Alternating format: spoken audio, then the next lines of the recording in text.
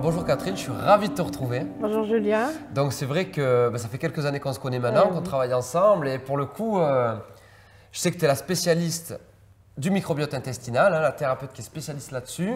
Et aujourd'hui donc on va parler d'un tas de sujets et notamment de la dysbiose. Donc Catherine, s'il te plaît, explique-nous qu'est-ce que la dysbiose?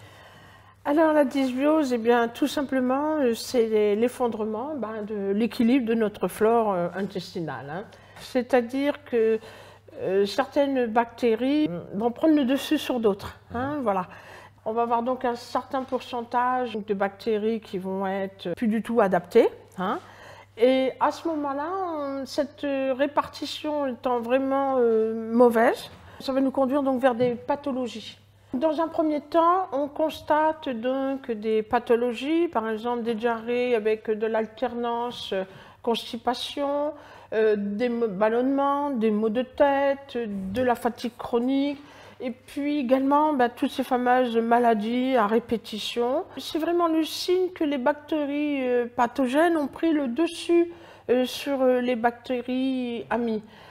Si on ne s'en préoccupe pas, nous allons donc arriver dans un second temps, on va avoir donc les colites, des douleurs abdominales, surtout des signes d'une inflammation des intestins qui va nous conduire vers la porosité intestinale.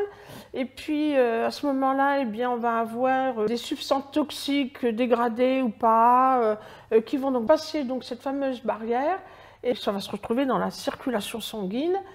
Et puis là, on va avoir les allergies, de l'asthme, les maladies auto-immunes. Donc ça, c'est la deuxième étape de la dysbiose.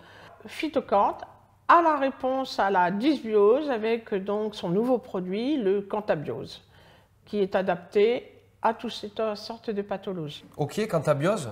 Mais au niveau des probiotiques, de la glutamine, on fait comment, Catherine? Alors, effectivement, il y a plusieurs étapes. Avant de passer donc aux probiotiques, ça va être très important. Déjà, quand on a une dysbiose, comme je l'ai bien expliqué, ça nous conduit donc à avoir une porosité intestinale et on va, à ce moment-là, le probiotique, c'est pas tout de suite maintenant. On va commencer par une étape.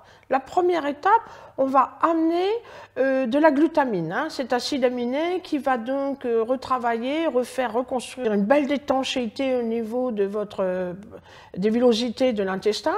Et puis, dans un deuxième temps, on va effectivement passer sur des probiotiques adaptés, bien sûr. Et ces probiotiques, quand ils sont bien adaptés, on sait qu'on va devoir en prendre sur plusieurs mois, au moins minimum 3 mois. Il faut un temps pour refaire cette flore. Vraiment, c'est hyper important. Alors, je résume. Premier temps, on va travailler la dysbiose, donc on va reprendre le Cantabiose, et puis dans un deuxième temps, le Cantagluta, qui donc travailler sur la porosité intestinale. Tout à fait. Et puis après, donc on va amener donc des probiotiques. Alors bon, bien sûr, on va retrouver le fameux Cantaflore et puis le fameux Cantalostrum. Voilà, on va jouer sur des alternances aussi. Mais ça va vraiment prendre du temps, au moins 3 mois pour retrouver. Et puis, bien sûr, tous ces fameux conseils alimentaires, tout ce qui va être les aliments lactofermentés, tous les légumes lactofermentés, donc la choucroute, par exemple, très peu cuite, crue, ce serait l'idéal, les fameux kéfirs de lait, les fameux kéfirs de fruits. Voilà, donc ça, tu vois, on va vraiment procéder dans cette dysbiose par étapes, et puis à ce moment-là, on va pouvoir restaurer un bon état de santé.